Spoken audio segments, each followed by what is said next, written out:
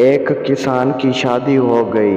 شادی کی رات جب وہ اور اس کی دلہن کمرے میں اکیلے تھے تو کسان نے اپنی دلہن کی چھاتی پر ہاتھ پھیرنا شروع کر دیا اور پھر کہا، یہ میری زمین ہے، میں اس میں آلو کی فصل اگاؤں گا، اور اسی طرح چھاتی پر ہاتھ پھیرتے پھیرتے سو گیا۔ بیوی گرم ہو گئی تھی، اس لیے اس کو بہت غصہ آیا، لیکن اس نے برداشت کر لیا۔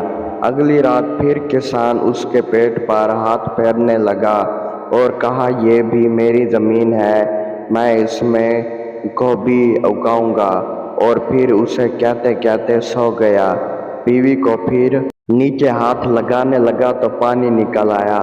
اس نے کہا، ٹیوب لگا ہوا ہے، اس لیے میں اس زمین میں چاول کی فصل اگاؤں گا۔ اور پھر وہ ابھی سونے ہی لگا تھا کہ اس کی بیوی چل کر بولی، میری ایک بات کان کھول کر سن لو، اگر تم نے آج اس زمین میں کھیرے نہ اگائے تو میں یہ زمین ٹھیکے پر دے دوں گی۔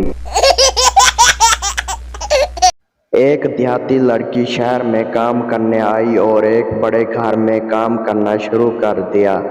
پہلے ہی دن اسے اپنی مالکن کے کمرے کی صفائی کرتے ہوئے ایک کنڈوم ملا۔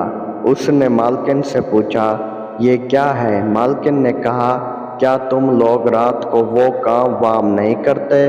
نوکرانی نے کہا، جی وہ تو کرتے ہیں، لیکن اتنا بھی نہیں کہ سودے کی کھال ہی اتر جائے۔ ایک بھینس گھبرائی ہوئی جنگل میں بھاگی جا رہی تھی۔ ایک چوہے نے پوچھا، کیا ہوا بہن، کہاں بھاگے جا رہی ہو؟ بھینس بولی، جنگل میں پولیس ہاتھی پکڑنے آئی ہے۔ چوہا بولا، پر تم کیوں بھاگ رہی ہو؟ تم تو ہاتھی نہیں۔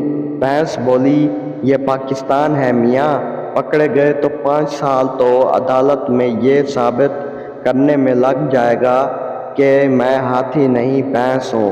او تیری تو! یہ سن کے بھینس کے ساتھ چوہا بھی بھاگنے لگا۔ ساس کو ہمیشہ ایسی بہو چاہیے ہوتی ہے جو خاموش طبیعت ہو اور لڑائی جھگڑے میں بالکل تجربہ نہ رکھتی ہو، لیکن وہ خود اپنی کو دوسرے گھر F-16 طیارہ بنا کر بھیجتی ہیں۔ رکشے بنانے والی کمپنی سے درخواست ہے کہ رکشے میں جیٹ طیارے کا انجن لگا دیں۔